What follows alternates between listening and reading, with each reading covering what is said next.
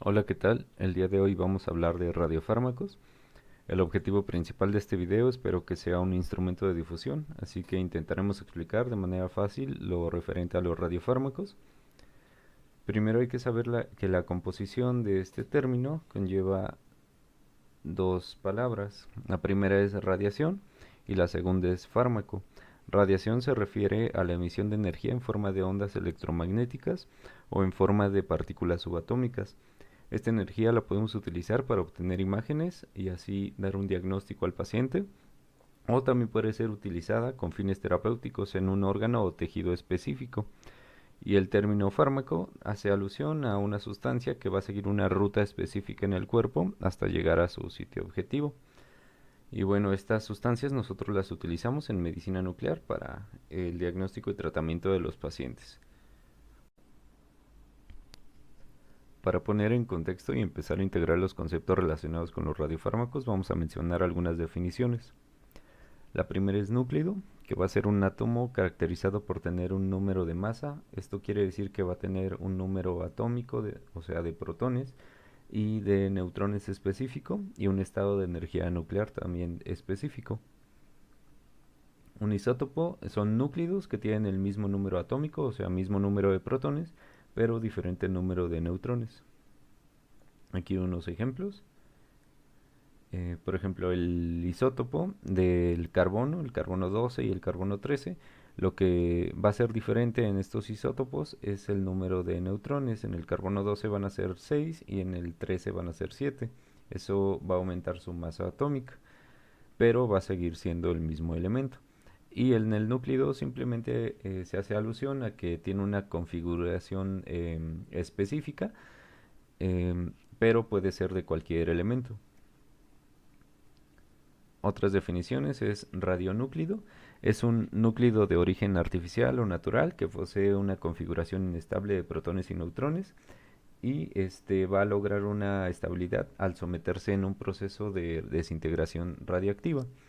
Y el radioisótopo es el isótopo de un elemento que posee un número de neutrones específico e inestable, de modo que también sufre un proceso de desintegración para lograr la estabilidad. Son muy similares los dos de abajo, pero el radioisótopo hace referencia a un solo elemento con diferente número de neutrones, similar a lo que es el isótopo, pero el radioisótopo va a liberar energía.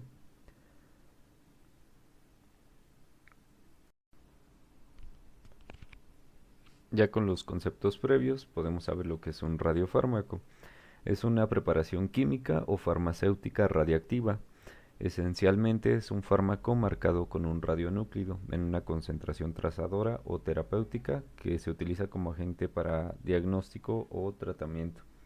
Una parte importante de la definición de un radiofármaco es que son materiales que cumplen los requisitos legales para su administración en pacientes o personas.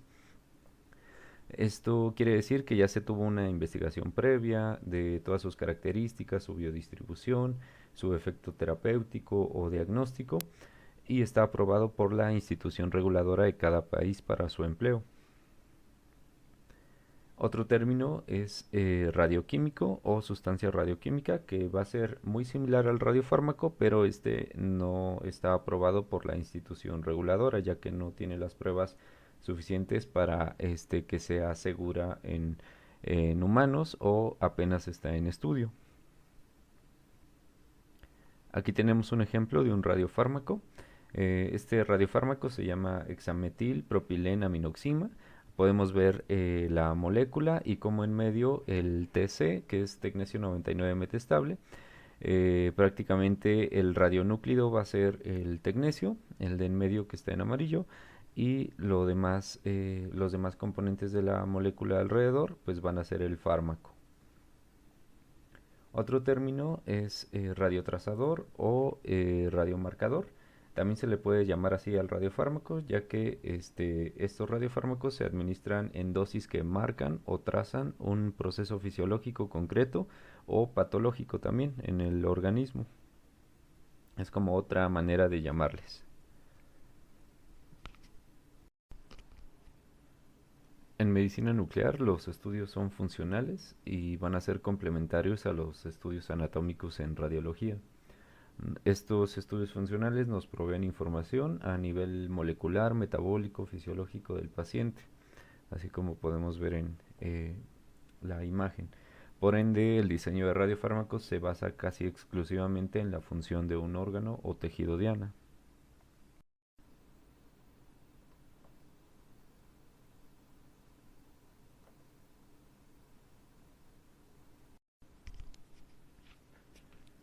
Las ciencias radiofarmacéuticas resumen todos los aspectos científicos que comprenden la química, física, biología, farmacología y por supuesto medicina, que se ocupan para la incorporación de un radionúclido unido a una molécula en los pacientes. Para la elaboración de un radiofármaco es toda una cadena, desde la producción en un centro especializado, cómo va a ser el transporte, la logística para que este radiofármaco tenga las condiciones adecuadas, la estabilidad y la actividad suficiente, hasta el momento en el que se le incorpora al paciente para la adquisición o tratamiento de este.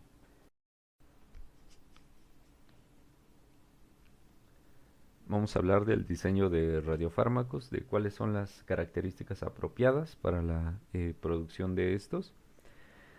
Primero, los radiofármacos o radionúclidos deben de tener un pico de energía de 100 a 200 kiloelectronvolts. Aquí, como podemos ver en la gráfica, en cuanto al diagnóstico, los radionúclidos que tienen este pico de energía en este intervalo van a tener una calidad de imagen superior a los que tienen menor o mayor energía. Aquí, por ejemplo, en el paciente que está a la derecha, si queremos valorar el hígado, por ejemplo, y el radiofármaco que se incorporó se captó en esa zona, los fotones se emiten de manera esférica, digamos, en todas direcciones. Entonces, si nosotros queremos únicamente detectar los fotones que están paralelos al colimador o al detector que está arriba, si este pico de energía cae entre 100 y 200 kiloelectronvolts, los colimadores que tienen septos o divisiones van a poder discriminar adecuadamente los fotones que salen de aquí. Pero si tienen una energía mayor de 300, van a, digamos, atravesar esas divisiones y la gamma cámara o el detector, digamos, no va a poder discriminar entre los fotones que vienen de acá, por ejemplo, o el que viene de acá.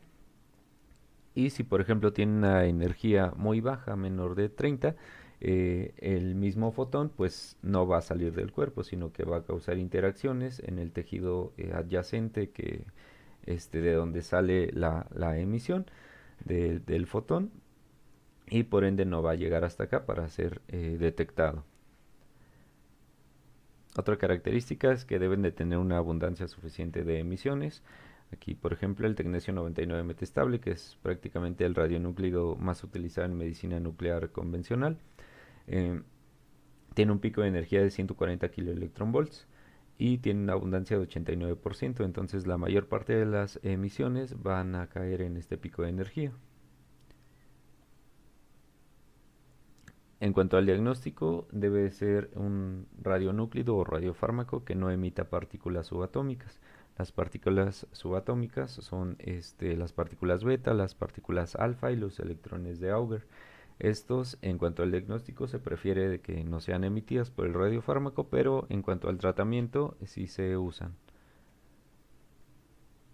Una semivida eficaz, apropiada, que prácticamente dure más de lo que requiere la adquisición del estudio y que exponga menos radiación al paciente.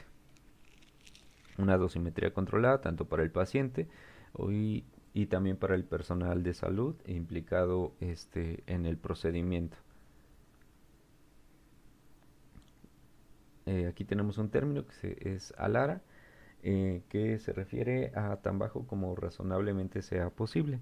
Prácticamente mientras menos radiación, digamos, mejor. Pero obviamente la radiación a la que se expone el paciente debe ser efectiva y que nos permita un diagnóstico adecuado o un tratamiento adecuado. Otra característica es que el radionúclido o radiofármaco debe tener una actividad específica en el sitio objetivo elevada, o sea, debe ser capaz de diferenciarse de los tejidos adyacentes. Aquí tenemos un ejemplo de un gamma grama tiroideo. y pues se delimita bien la silueta de los dos lóbulos tiroideos. Otras características es que debe de carecer de toxicidad, debe ser estable por la logística que les mencionaba y la preparación debe de ser simple. Mientras menos manipulación, pues mejor. Y obviamente a un costo razonable.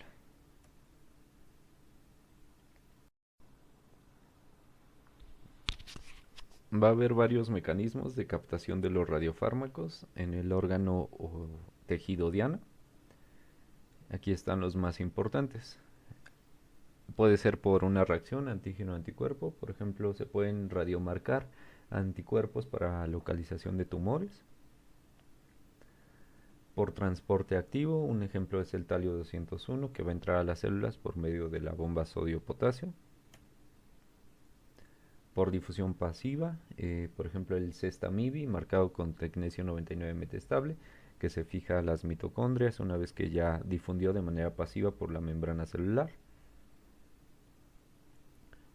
Se puede captar por el metabolismo celular, por ejemplo el FDG marcado con flúor 18, que se mide la captación de glucosa en los tejidos, y pues el FDG de hecho es el radiofármaco más utilizado en PET.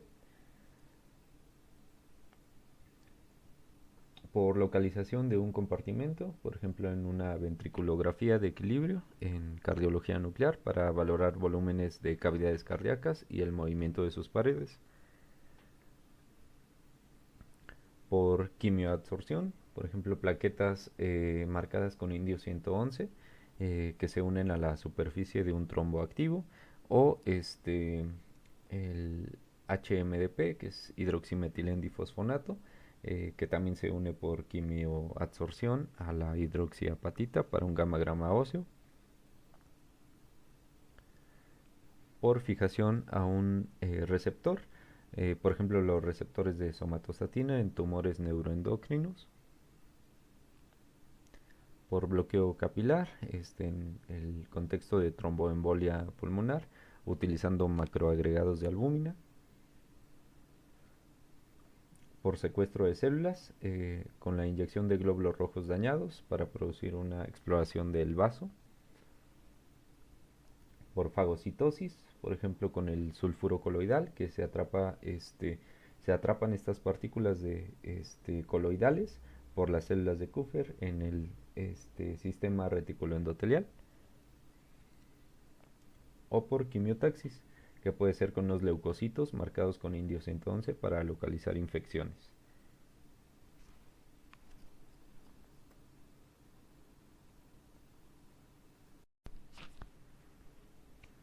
Si alguien que está viendo el video es investigador o lo será, estos son los retos en la producción de radiofármacos.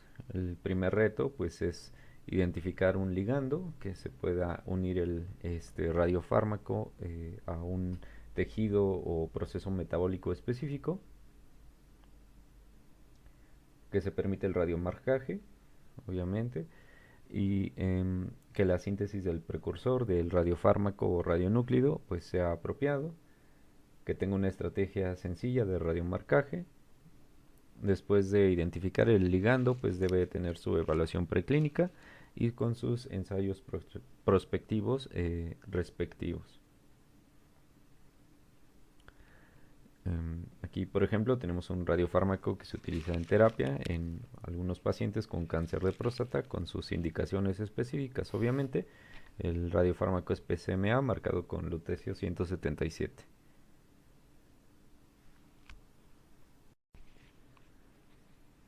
Así como los fármacos convencionales, un paracetamol, una amoxicilina, tienen sus características específicas, su dosis específica, también los radiofármacos tienen estas características. Cualquier persona que quiera estudiar estas sustancias debe tener en cuenta o estudiar estas características que les voy a mencionar. Primero, pues, cómo es la composición, cómo es la molécula, cómo es la clasificación de este radiofármaco, su vía de administración, que pues puede ser intravenoso, vía oral, etcétera. Cuáles son las energías que emite este radionúclido o radiofármaco y cuál es su dosimetría, qué tanta radiación recibe el paciente en un tejido específico o en total, a cuerpo total. También otras características que son muy importantes es el mecanismo de captación, la vida media, el decaimiento y la biodistribución, que la biodistribución pues va a ser prácticamente los sitios o los órganos o tejidos donde se va a captar el radiofármaco. Otras cosas que se le estudian obviamente son los usos, sus ventajas y desventajas, cómo se produce este radiofármaco y cómo es su respectivo control de calidad.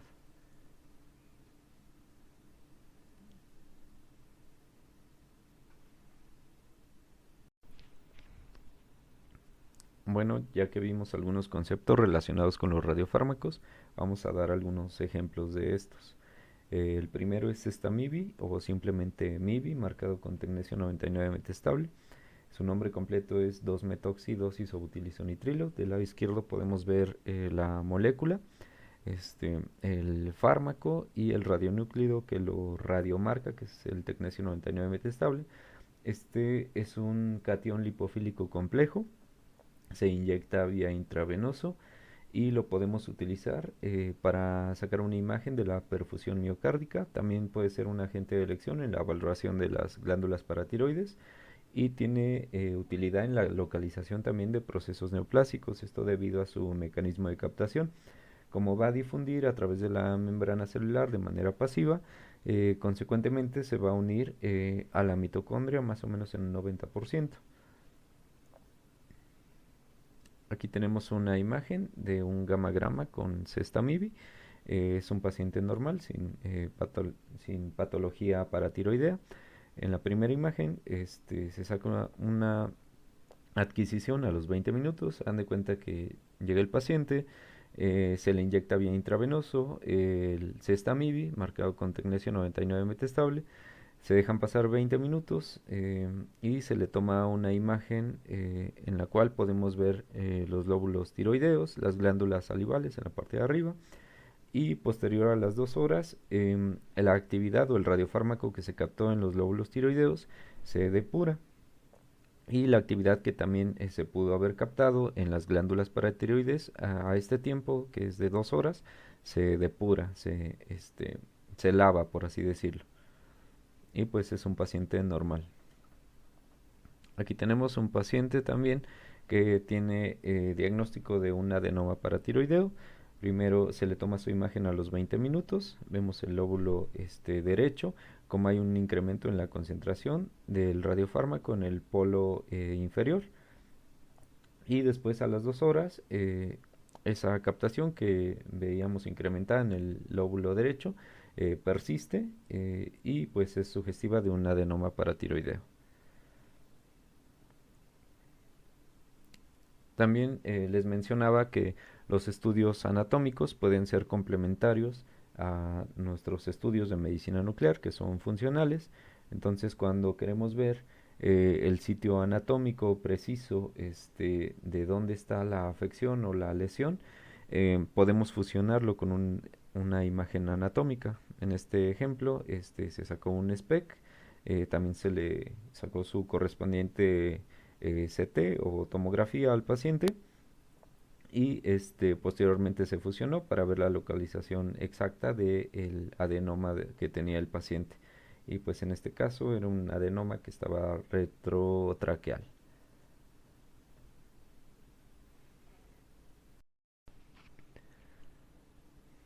Nuestro segundo ejemplo es el MAC3 marcado con tecnesio 99 metastable. Su nombre completo es mercaptoacetiltriglicina. Del lado izquierdo tenemos la molécula. En medio tenemos el tecnesio, que es el radionúclido que marca al fármaco. Eh, este radiofármaco se inyecta vía intravenoso. Por medio de un estudio dinámico con este radiofármaco podemos valorar la función de cada riñón por separado o procesos obstructivos en el sistema colector. Aquí tenemos un ejemplo, del lado izquierdo un paciente normal, del lado derecho un paciente con hidronefrosis en riñón izquierdo. Em, Más o menos les explico cómo es el estudio con estos pacientes. Primero, pues el paciente tiene que estar bien hidratado. Va a estar recostado en la camilla, preferentemente con vejiga vacía, por lo cual va a ir al baño antes de realizarse el estudio. Em, Va a estar acostado el paciente, va a tener un detector en la parte posterior, en el área de proyección de los riñones. Entonces se va a inyectar el radiofármaco por una vena periférica y mediante el detector vamos a ver la llegada del radiofármaco en una fase perfusoria, ver cómo llega esta sustancia hacia el riñón, y posteriormente en la fase de tránsito vamos a valorar lo que es la función renal, y como el mecanismo de extracción, digamos, de este radiofármaco es por extracción tubular, vamos a poder valorar la integridad de los túbulos del riñón. Posteriormente a la fase de tránsito, que es donde se valora la función, vamos a tener una fase de eliminación del paso del radiofármaco hacia el sistema colector y después hacia la vejiga. Em, Todo esto nos permite valorar la integridad de la función renal y si hay algún grado de obstrucción. Aquí, por ejemplo, tenemos la fase de tránsito en la imagen de la izquierda. Podemos ver la curva de tiempo-actividad. Em, Vemos cómo llega a un pico máximo y posteriormente se va depurando. A la hora de que se va adquiriendo el estudio, también se sacan varias imágenes que le llamamos fase secuencial, en la cual podemos valorar cualitativamente, de manera visual, cómo va depurándose el radiofármaco, y aún mejor, de manera cuantitativa, al trazar un área de interés, cómo va depurándose esta actividad.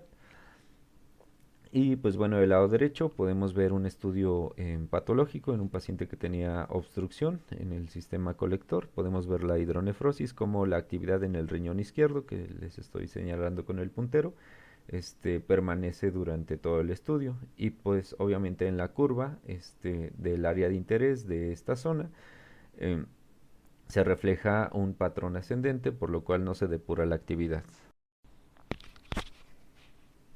Otro ejemplo es el HMDP o MDP, marcado con tecnecio 99 metestable. Su nombre completo es hidroximetilendifosfonato. Este se inyecta vía intravenoso y se puede hacer un estudio dinámico de manera inicial para ver la perfusión, también para ver una fase tisular o para ver una fase tardía, ya que se depuraron todos los tejidos blandos. En este ejemplo tenemos un paciente con sacroileitis. Podemos ver en la primera fase, una fase de perfusión, cómo llega el radiofármaco hasta el sitio este, de interés. Después el blood pool o fase tisular, donde podemos ver la distribución todavía en tejidos blandos. Y después la fase tardía, que se toma más o menos a las 2 a 4 horas desde el inicio de la incorporación del radiofármaco. Podemos ver una zona incrementada a nivel de la articulación sacroiliaca izquierda. Si trazamos un área de interés en este sitio y en podemos comparar cuantitativamente qué tanto captó de un lado o de otro, y así determinar si hay un proceso inflamatorio. Son muchas las indicaciones de este radiofármaco. Puede ser desde una enfermedad inflamatoria ósea, enfermedad metastásica, enfermedades metabólicas de los huesos, traumatismos, osteomielitis, infección del hueso. Y pues bueno, es un radiofármaco utilizado ampliamente en medicina nuclear convencional. Con este radiofármaco, como les comentaba, podemos valorar metástasis óseas de tipo blástico.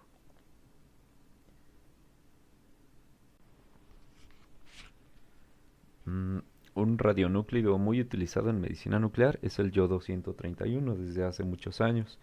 Prácticamente sus usos son el hipertiroidismo.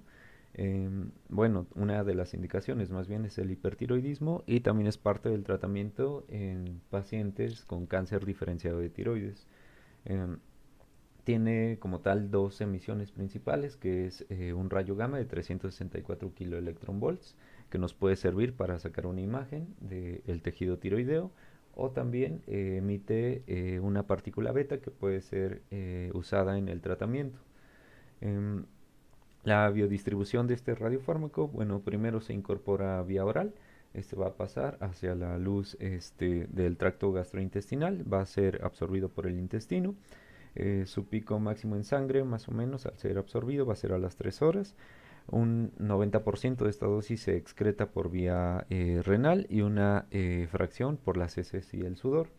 El porcentaje de captación, más o menos, en una glándula tiroides debe ser a las 6 horas, más o menos, de 7 a 20% y a las 24 horas del 10 al 35%. Entonces, este radionúclido, como emite una partícula beta, puede ser usado en el tratamiento. Pero como también emite fotones de 364 kiloelectronvolts, podemos sacar una imagen. Si queremos ver si un paciente tiene todavía tejido remanente después de su tiroidectomía, se le puede dar yodo 131 en una dosis de rastreo y posteriormente sacar una imagen para ver si hay presencia de la captación de este radionúclido. También se puede combinar con el estudio anatómico para localizar de manera adecuada el sitio anatómico del remanente, o también al dar dosis más altas se puede tratar un paciente con tejido hiperfuncionante, un paciente con hipertiroidismo, o también pacientes con carcinoma papilar de tiroides o carcinoma diferenciado de tiroides. Y pues bueno, con eso concluimos el video. Espero les haya servido, haya sido útil para ustedes. Si les genera interés, pueden dejar un comentario. Les dejo mi Instagram y mi canal de YouTube. Hasta luego.